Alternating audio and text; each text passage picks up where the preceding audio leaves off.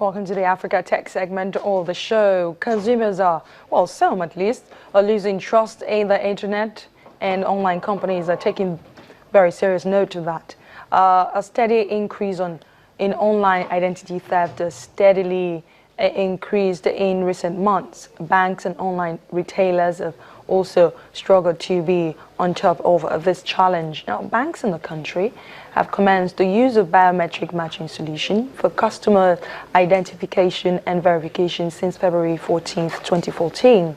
The initiative is expected to revolutionize banking and transaction payments in Nigeria, making it inclusive and more customer-friendly, while curbing incidents of identity theft. With this in place, how much are we secure really?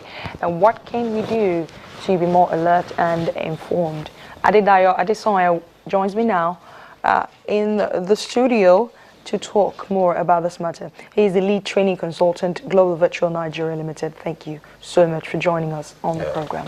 Thank you very much for having me. Okay, so remember we started this conversation last week, and then we made reference to the fact that some people would never use their cards or ever put their identity out there online. They would never shop with their cards just because they've had,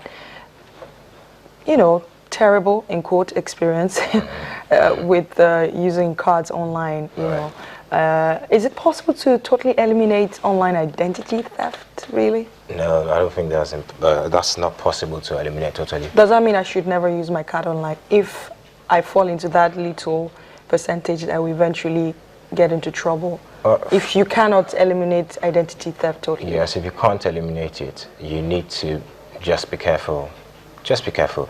There are certain websites that will protect your identity totally, all the way. Like I mentioned, in Nigeria, there's some websites that you will see the InterSwitch logo saying it is safe to have a transaction on this platform, and that's pretty much safe because they're the ones in charge of security as regards things like that. But as well, some people get online and they get greedy, and you see funny offers, and then it diverts your attention from what exactly you're there for. So things like that those are the areas that they use in stealing your identity. So just if you need to go online to do what you need to do, go straight, do what you need to do, and leave. Don't get attracted by all those little pop-ups on the sides of the browser. That sounds difficult, but yet before I dig in, because I'm particularly concerned about that.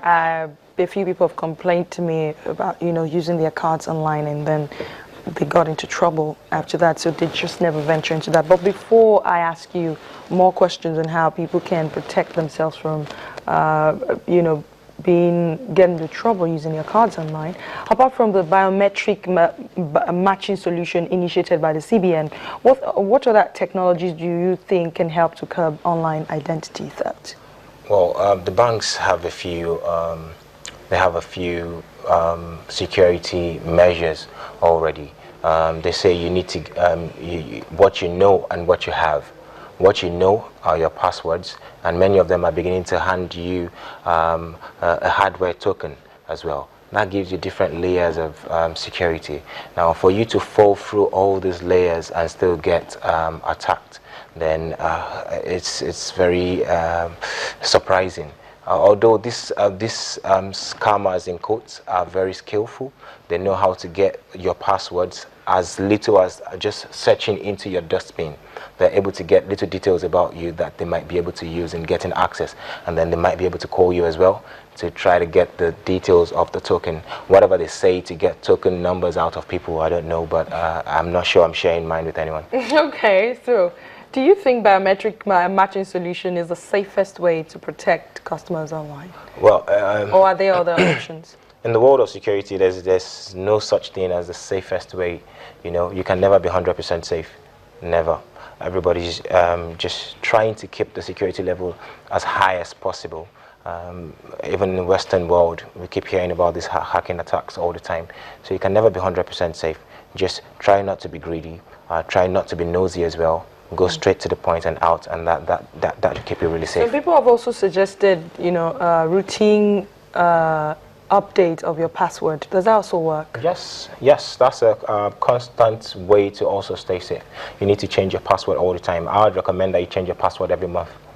You know, even many of these banking platforms, the bank already put a measure in place that your passwords will expire after every other month, thereabout, and then you need to change them.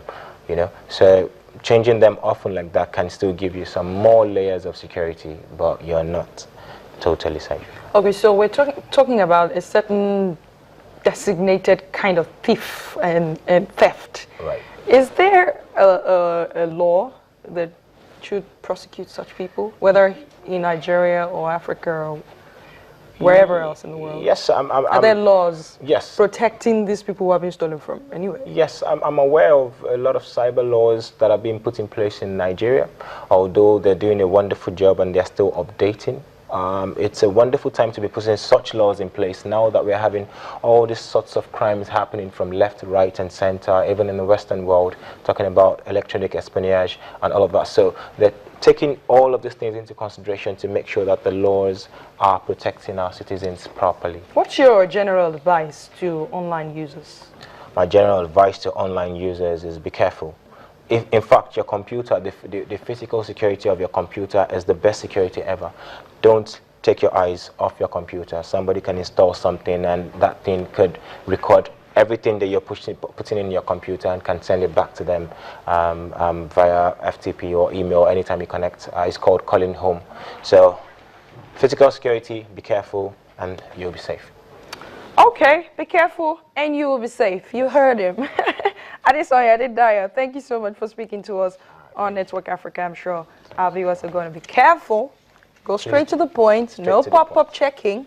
No window shopping. No window shopping. Thank you.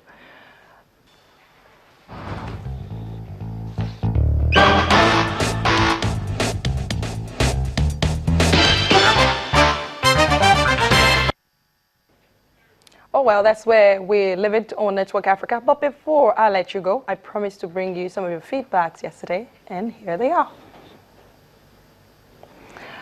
Well, the question I asked yesterday is that what are your thoughts about the ongoing, well, now it's ended, hopefully, protest between South African university students demanding for a no tuition fee hike. It says the infrastructure for teaching and learning are fairly okay compared to Nigeria's some universities. The government should reduce the fees because standard of living for an average South African is poor. Most students use scholarship, government bursary, and private funding. Only very few students can afford to pay these fees without aid. I know Jacob Kola said this, and the government should resolve the conflict and give the human rights and education sector. Mohammed Lawal said this. Well, these are your thoughts about the question I asked about the university student protest in South Africa and what the government should do. Thankfully, President Zuma has addressed the issue.